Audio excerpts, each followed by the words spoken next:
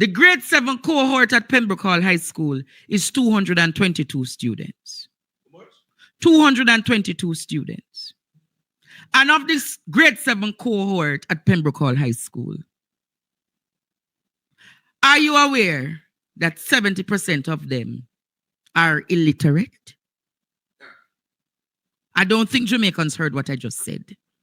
There is 222 students at Pembroke High School. Meaning there is a literacy crisis. They cannot read, Courtney. They cannot read.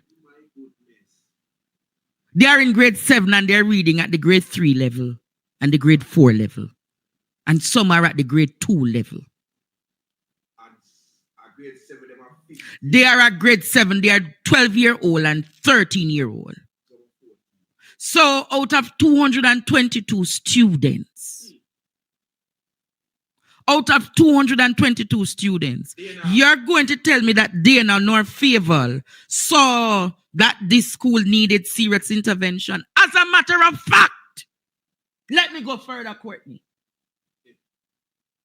Let me go further. Go. Dana Morris Dixon, what is the literacy rate of the grade 8 students? Dana Morris Dixon, what is the literacy rate of the grade 9 students? Dana Morris Dixon, what is the literacy rate of the grade 10 students? Dana Morris Dixon, what is the literacy rate of the grade 11 students? Producer, put up our picture. I am asking Dana Morris Dixon tonight. I am asking Fayetteville Williams. Fayetteville Williams. You knew about this report, about the cohort of students entering. And I did. But Jamaica, why are we singling out Pembroke High School? Why are we singling out Pembroke High School? There are many Pembroke High Schools operating in the public education system. There are several Pembroke High Schools operating in the education system. No further. No further schools. Several of them, even traditional high schools. Of course. GSC, KSC. You have students there who are not even semi-literate. So I want the Ministry of Education and the government of Jamaica to tell us tonight of the cohort of high schools, how many of them are functionally literate? As a matter of fact, majority of these schools don't even have the teachers. Majority of these schools, Jamaica, don't even have a math teacher or an English teacher in them. I am going to say it again. Listen to Dana Morris Dixon reason today. Listen to what she said today, Jamaica. Listen to what she said today. Listen to her. There was a Gleaner report recently that stated that 70% of students at Pembroke High School, the grade 7 or first form students that is, are either unable to read or can only do so at a 3rd grade level. Is this news to the ministry? And if not, how long has the ministry been aware of this situation? Okay, all right, that's the first one. Okay, all right. I saw that report on Pembroke High School, and it's always sad when you see those reports. And it is the reason why we are focused on literacy. And you would have heard me announce that come September, from grade 1 to grade 3, we are timetabling reading. It had been taken off of the timetable some time ago, and we are putting it back on the timetable because we cannot afford for our children to leave primary school not literate. So that's our policy position. Now, we have instances like this where students are entering into high school that are not literate.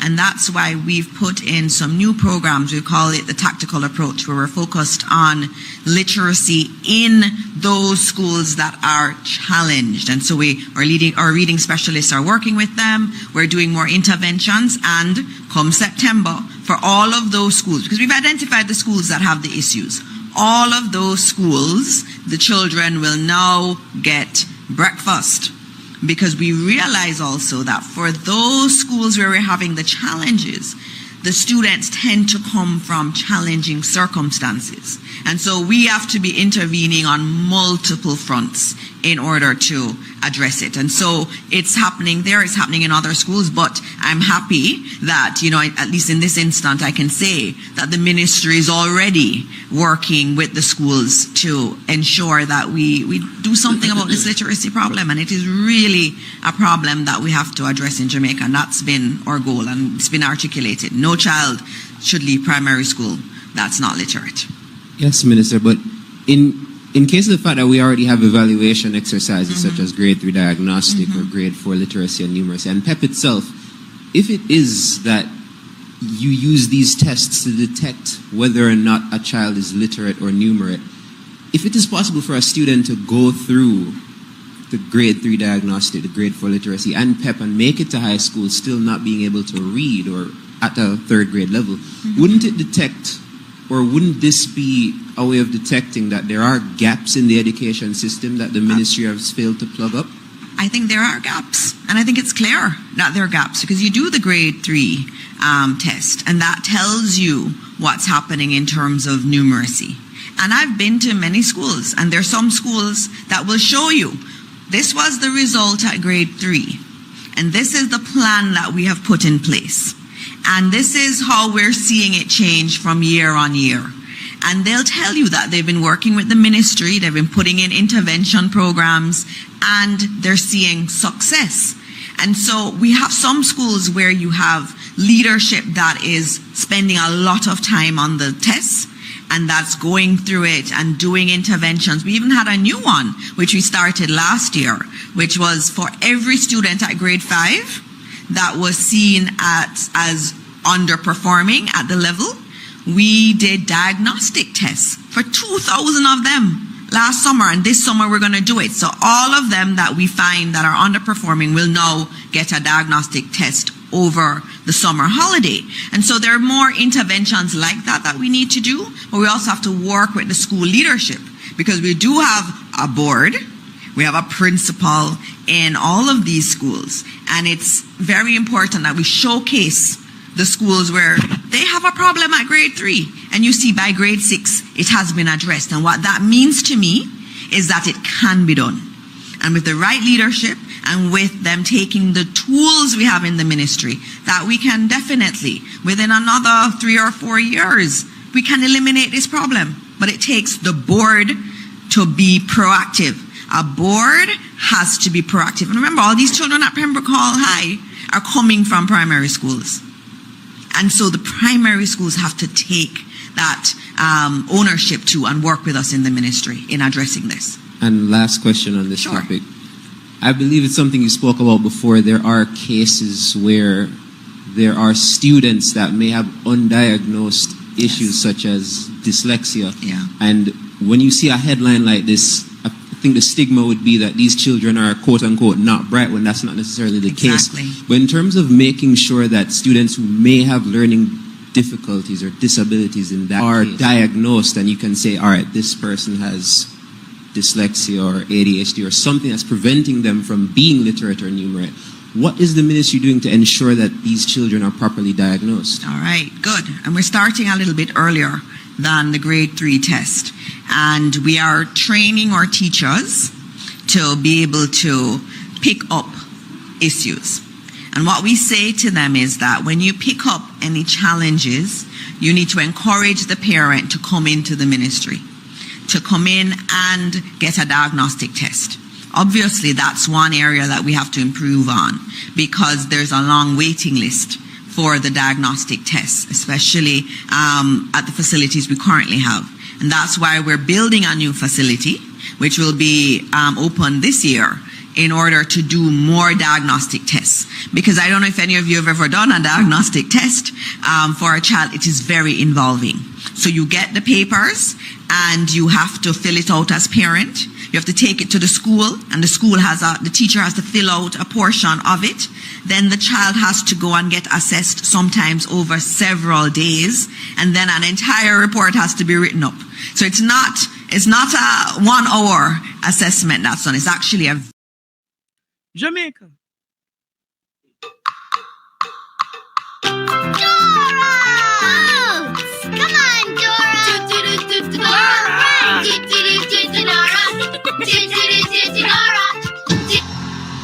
Ball out! Whoa! Yo, yo, yo. Super cool, let's go, Dora! Hey! Grab your backpack! Let's go! Hey! Jump in! Vámonos! You Can lead the way! Hey! Hey! Dora! Dora! Dora! Dora! Swipe me! Swipe me! Man! Dora, yes! Dora! Dora, Dora, the Explorer! Hey! Super cool, let's go, Dora! Grab your backpack! Let's go! Jump in! Vámonos! You Can lead the way! Hey! Dora! Dora! Dora! Dora! Swipe me! What can go so?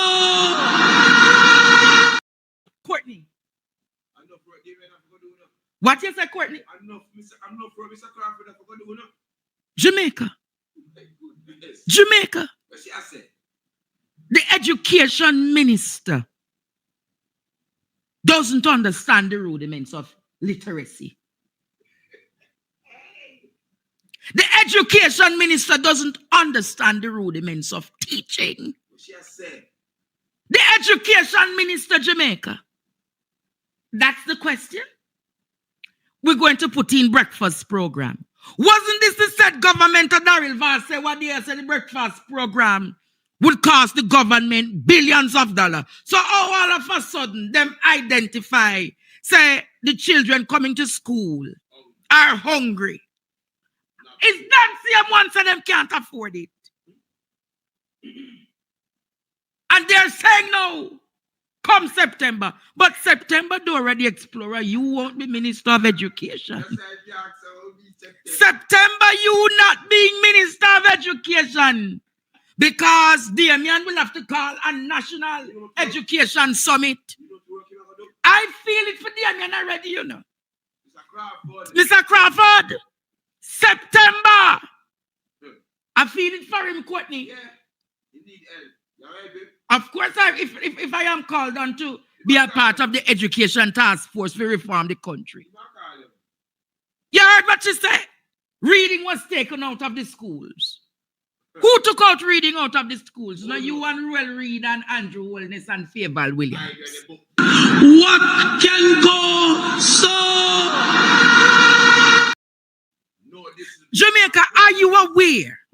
Are you aware that is only one diagnostic center is in the country? crazy. The Ministry of Education only has one diagnostic center. And that one diagnostic center was built from the time of Burchell Whiteman and Maxine Henry Wilson. Wholeness. Ruel, thief in Ruel.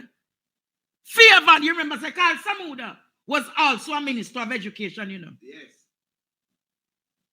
All of them had an opportunity. To do something. And what did they do with the Education Ministry funds? But them like a Nutribon. Them thief Nutrition Products Limited money. Them thief out the National Education Trust money. Them thief out CMU money. You remember all what them do? Do you remember? Yeah, where is Grace McLean? Where is Grace McLean? They have ravished. And remember, Marlon Morgan was down there too. Who stole the cookie from the cookie jar? The adhesive fingers. The adhesive fingers, Jamaica. And you're going to tell me that the education minister going to say, oh, I'm going to use the summer to diagnose them. The education minister going to say, oh, there's about leadership. You know where leadership starts for? The transformation of education at a policy level. It starts at a policy level, Jamaica. It starts at a policy level.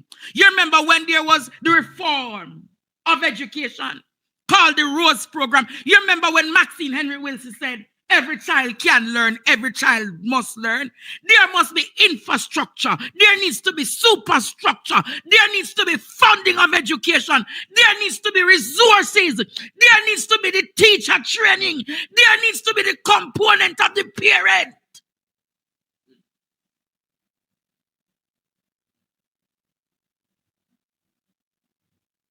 So it is sad. Very sad. It is sad that the education minister couldn't tell us what is the rate of literacy in the country. The education minister couldn't go in a one document and tell us we have 200 schools and we have this amount of people who are literate, this amount of she never even said what is the illiteracy rate in the country. Burchell Whiteman would be embarrassed for you right now. Maxine Henry Wilson would have been embarrassed for you right now. Reverend Ronnie Twaits would have been embarrassed. A minister of education. And the minister herself, Courtney, don't even have the statistics of her ministry. Between she, Faval, Carl Samuda, Royal Reed, and Andrew Holness, they have all of Jamaica mash up education in this country. Mash up education in this country. Mash up education. All of those millions and billions unaccounted for in the Ministry of Education. All of those millions and billions eroded through the Ministry of Education.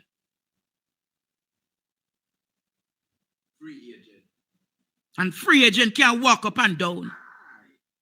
Free agent can walk up and down. And Dora the Explorer, she looking for boots, she looking for swiper. Our boots, Wellness and Swiper, Ruel. She looking for boots and she looking for swiper. Faval? One more day now. Boots, swiper. The people let me know. Who else it was in Dora the Explorer? Yes. Boots, swiper. The guy, how the guy did name, man? Let me tell them. Boots and swiper.